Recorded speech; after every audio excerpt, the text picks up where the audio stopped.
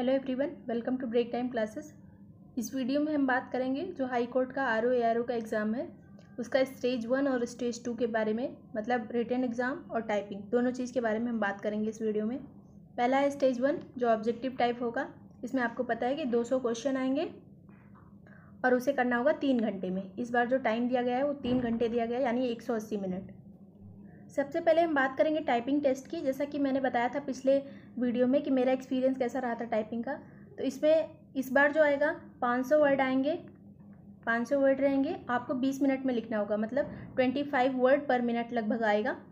तो इसमें ऐसा नहीं होता है कि आपको कोई फॉर्मेट दिया जाएगा। आपको सिंपल आधी स्क्रीन पे एक जजमेंट दिया जाता है, आधी स्क्रीन पे एक जजमेंट होगा और उसके नीचे स्पेस रहेगा। उसी स्पेस में आपको लिखना होगा, टाइप करना होगा। मुझे जो जजमेंट मिला था वो दिल्ली हाई कोर्ट का था। आधी स्क्रीन पे वो जजमेंट लिखा हुआ था और नीचे थोड़ा स्पेस दिया हुआ था, बगल में टाइमर चल रहा था। लेकिन आप जब टाइप करते हैं तो आपका ध्यान उधर नहीं जाता। और कुछ लोगों ने पूछा था क्या हम नज़र नहीं हटा सकते टाइपिंग टेस्ट में, तो कीबोर्ड को हम देख सकते हैं, लेकिन ऐसा होता है ना कि जब हम टाइप करते करते नीचे देखते हैं तो हम कहाँ किस लाइन पे पहुँचे हैं, छोटा छोटा लिखा होता है तो हम भूल जाते हैं किस लाइन पे। काफ़ी लाइन्स होती हैं तो एक दो लाइन मिस हो जाए इसका डर ना हो, इसलिए हमको नीचे नहीं देखना चाहिए, लेकिन देखना ही पड़ता है एक दो बार। इसलिए आप ध्यान रखिए आप कहाँ तक पहुँचे हुए हैं। दूसरी बात जो पूछी गई थी कि बैक स्पेस प्रेस कर सकते हैं कि नहीं, हाँ बैक स्पेस भी दबाया जा सकता है। आपका कोई ऐसा टेस्ट नहीं है कि आपको बस टाइपिंग टेस्ट देना है, ये एक कंप्यूटर नॉलेज टेस्ट है।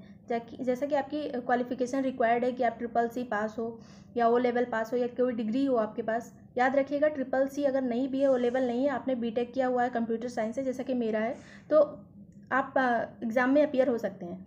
तो अगर आपका किसी भी चीज़ में कंप्यूटर है तो इतना तो आपको पता होना चाहिए कि टाइपिंग कैसे करते हैं। तो ये उसी प्रकार का एक टेस्ट है, कोई फॉर्मेटिंग नहीं। आप बैक स्पेस, कैप्स लॉक सब दबा सकते हैं और स्पेस काउंट वहाँ पे कोई ऐसा मेंशन नहीं रहता कि आप बैक स्पेस दबाएंगे तो आपका नंबर कट होगा, लेकिन हो सकता है कट होता हो। कैसा वो नंबर मार्किंग कैसे करते हैं ये कहीं पे भी नहीं लिखा हुआ है, तो आपको अपने अकॉर्डिंग करना है। जहाँ तक हो सके सही सही टाइप करिए जिससे आपको बैक स्पेस ना दबाना पड़े, लेकिन ऐसा कोई मेंशन नहीं है कि बैक स्पेस दबाने से नंबर कटेगा। वहाँ पे कोई कर्सर नहीं चल रहा होता। जैसे हम टाइपिंग मास्टर में अगर टाइप करते हैं तो वहाँ पे ब्लू डॉट आ जाता है, ब्लू से लिख के आ जाता है वो वर्ड, तब हमें टाइप करना होता है। लेकिन ऐसा नहीं होता, अपना आप देख के करिए कहाँ तक आप पहुँचे हैं, उसके बाद वाला दूसरा वाला वर्ड टाइप करिए।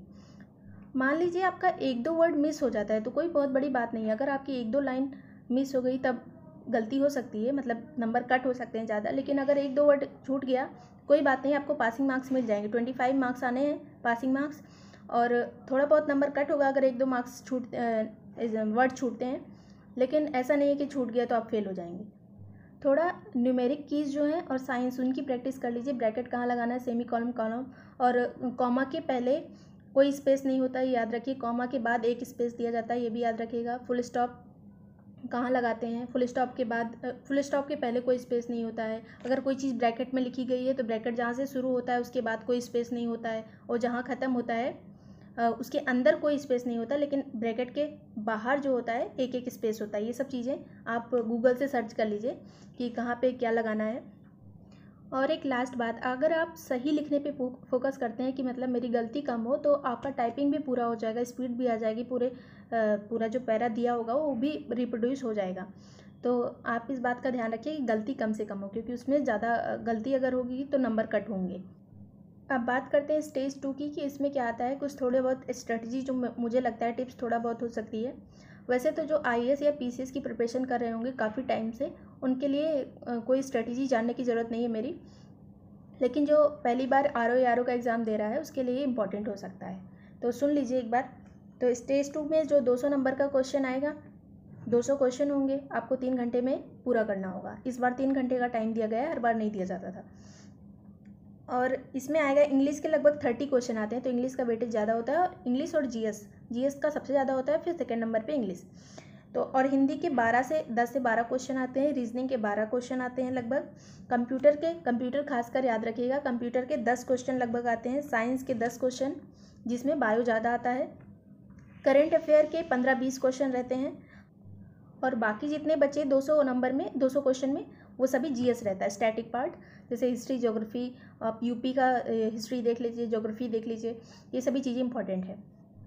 सबसे पहले कंप्यूटर की बात करते हैं। तो कंप्यूटर में आपको डेसिमल टू बाइनरी और बाइनरी टू डेसिमल कन्वर्ट करना ये पक्का आना चाहिए। और दूसरी बात, जो फुल फॉर्म होती है नॉर्मल, जैसे HTTP की फुल फॉर्म, FTP की फुल फॉर्म, ये सब चीज़ें पूछी जा सकती हैं। HTML की फुल फॉर्म, ये सारी फुल फॉर्म्स आप पढ़ लीजिएगा एक बार, जहाँ भी लिस्ट दी होगी या गूगल से सर्च कर लीजिएगा। प्राइमरी मेमोरी, सेकेंडरी मेमोरी क्या होती है, ये सब कैश मेमोरी क्या होती है, ये सब चीज़ें आपको पता होनी चाहिए। और इनपुट डिवाइस कौन सी, आउटपुट डिवाइस कौन सी, नॉर्मल क्वेश्चन पूछे जाते हैं कंप्यूटर में। और इसके अलावा आप दूसरे टॉपिक पे चलते हैं। तो दूसरा है रीजनिंग। रीजनिंग में जो कैलेंडर होता है, कैलेंडर पूछा जाता है, क्लॉक पूछी जाती है। और इसके अलावा आपको सिंपल क्वेश्चन आएंगे जो सभी से हो जाएंगे, ये याद रखिए। ब्लड रिलेशन, ये सब चीज़ें पूछी जाती हैं। अब हिंदी की बात करें तो हिंदी में भी यही सब टॉपिक, मुहावरे, गलत का सही का कहाँ पे है, मतलब सेंटेंस कौन सा गलत है कौन सा सही है। और पैसेज अगर आपको दिया होगा तो पैसेज का आंसर देना होगा।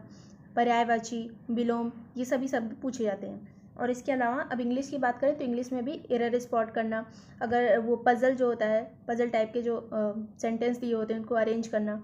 और इसके अलावा आपको एक पैसेज दिया होगा, उसका आंसर करना होगा, उस पैसेज को पढ़ के, और कुछ क्वेश्चन दिए होंगे उसका आंसर करना होगा। और डायरेक्ट, इनडायरेक्ट, एक्टिव, पैसिव अच्छे से देख के जाइएगा। सिनोनिम, एंटोनिम एक बार देख लीजिएगा। अगर वर्ड पावर अच्छी होगी आपकी मेमोरी तो फिर वो सही होगा, नहीं तो सिनोनिम एंटोनिम गलत हो जाता है अक्सर। मेरा गलत हो जाता है, मैं आपका नहीं जानती। अब बात करेंगे जीएस की। तो जीएस में सबसे पहले हिस्ट्री की बात करते हैं। हिस्ट्री, ज्योग्राफी आती है, यूपी का हिस्ट्री, यूपी की ज्योग्राफी, पूरे इंडिया की, वर्ल्ड हिस्ट्री भी आती है थोड़ी बहुत। और इसके अलावा करंट अफेयर्स आता है और पॉलिटी आती है, ये सब चीज़ें आती हैं। एग्रीकल्चर से क्वेश्चन पूछे जाते हैं, ट्रेड से क्वेश्चन पूछे जाते हैं। तो हिस्ट्री के लिए आप घटना चक्र पढ़ सकते हैं।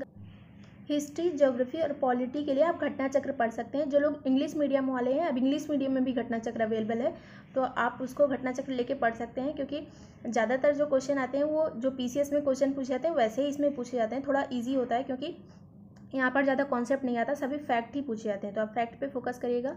हिस्ट्री में याद रखिएगा मॉडर्न हिस्ट्री ज़्यादा पूछी जाती है। तो मॉडर्न हिस्ट्री में जो क्रोनोलॉजी होती है कि कब कौन सा आंदोलन कब हुआ, ये दोनों आंदोलन, इसमें कौन सा पहले हुआ, सबसे लास्ट का घटनाक्रम कौन सा है, तो ये सब चीज़ें आप अच्छे से देख लीजिएगा। और जो अच्छी अच्छी पर्सनैलिटी, जैसे गांधी जी के बारे में थोड़ा पढ़ लीजिएगा, और सुभाष चंद्र बोस, गोपाल कृष्ण गोखले, लाला लाजपत राय, बाल गंगाधर तिलक, इन लोगों के बारे में चीज़ें पढ़ लीजिएगा। इन्होंने क्या क्या किया था, किस किस आंदोलन में इनकी भूमिका थी, ये सब चीज़ें पढ़ लीजिएगा। इसके अलावा अगर आपके पास ज़्यादा टाइम बचता है, अगर तो पहले मॉडर्न के बाद मिडवल करिएगा, उसके बाद फिर एंशिएंट करिएगा। इसके पे अगर आपके पास टाइम बहुत कम है, आप घटना चक्र सारी नहीं पढ़ सकते, तो आप लूसेंट उठाइए, लूसेंट से पढ़ लीजिए। आप लूसेंट से दो चीज़ें पूरी तरह से पढ़ सकते हैं। आपकी जो इकोनॉमिक्स है, इकोनॉमिक्स आप बस लूसेंट से पढ़िए और कहीं से पढ़ने की ज़रूरत नहीं है। जो स्टैटिक पोर्शन है, अगर इकोनॉमिक्स का जो करंट अफेयर है वो आपको बजट से देखना होगा। जो योजना चल रही है यूपी की, इंडिया की जो योजना है अभी की हाल की, और यूपी की योजना पे ज़्यादा फोकस करिएगा। तो ये सब चीज़ें आप करंट से पढ़ सकते हैं इकोनॉमिक्स में। और साइंस आप पूरी तरह से लूसेंट पे डिपेंड हो सकते हैं। फिजिक्स, केमिस्ट्री, बायोलॉजी, तीनों के लिए सबसे ज़्यादा बायोलॉजी आती है, तो बायोलॉजी पे ज़्यादा फोकस करिएगा। कौन सी बीमारियाँ किसके द्वारा होती हैं, जैसे, और कौन सा विटामिन का कौन सा नाम होता है, जो विटामिन का नाम होता है ABC का, इसका नाम क्या है, और इसके बाद कौन सी विटामिन से कौन सा कमी से कौन सा रोग होता है, ये सब चीज़ें। इसके अलावा आप पोषण के बारे में, प्रोटीन क्या होते हैं, ये सब चीज़ें आप अच्छे से पढ़िएगा। अमीनो एसिड्स क्या होते हैं, ये सब आप अच्छे से पढ़ लीजिएगा। लूसेंट में ही जो बॉटनी वाला पोर्शन दिया है उसको भी अच्छे से फोकस कर लीजिएगा, क्योंकि बॉटनी से क्वेश्चन पूछे जाते हैं बायो में। इकोनॉमिक्स वाले में जो लूसेंट में इकोनॉमिक्स दिया हुआ है, उसमें जो एग्रीकल्चर वाला पोर्शन है उस पर ज़्यादा फोकस करिएगा। हरित क्रांति के बारे में, सब चीज़ों के बारे में, कब शुरुआत हुई, कौन सी पंचवर्षीय योजना में हुई, इन सब चीज़ों पे फोकस करिएगा।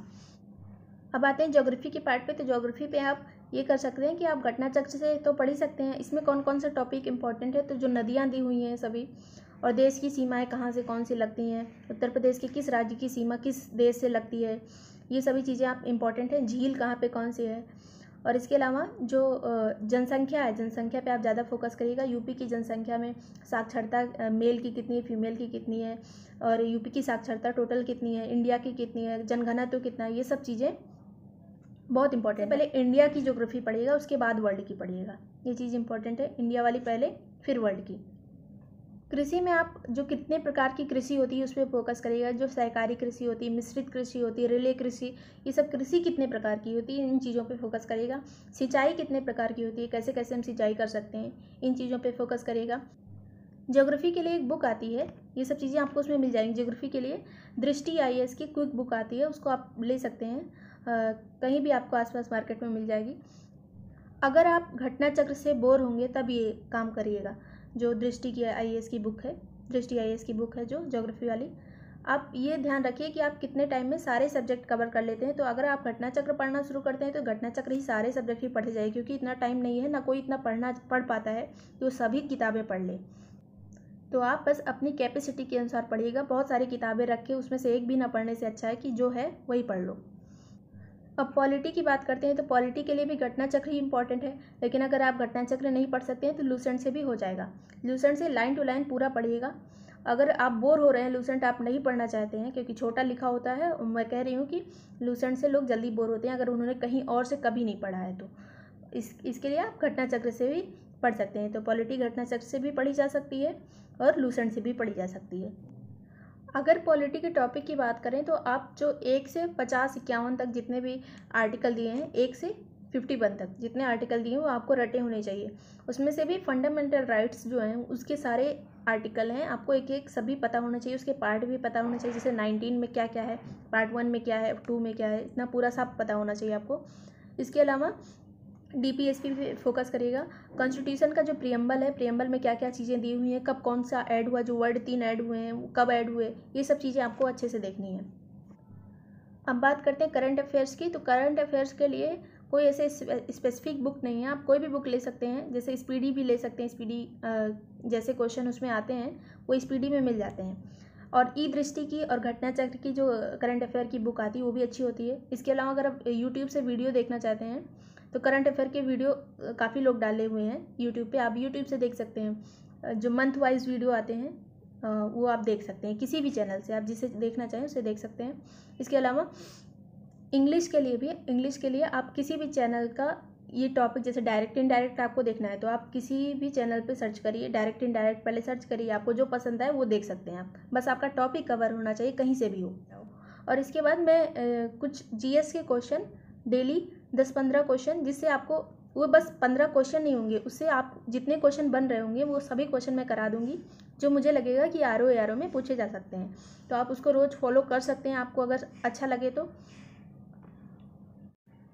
ये वीडियो अगर आपको थोड़ा भी हेल्पफुल लगा हो, आपको समझ आई हो चीज़ें स्टेज 1 और स्टेज 2 के बारे में, तो वीडियो को लाइक और सब्सक्राइब कर दीजिएगा। Thank you so much for watching big time classes.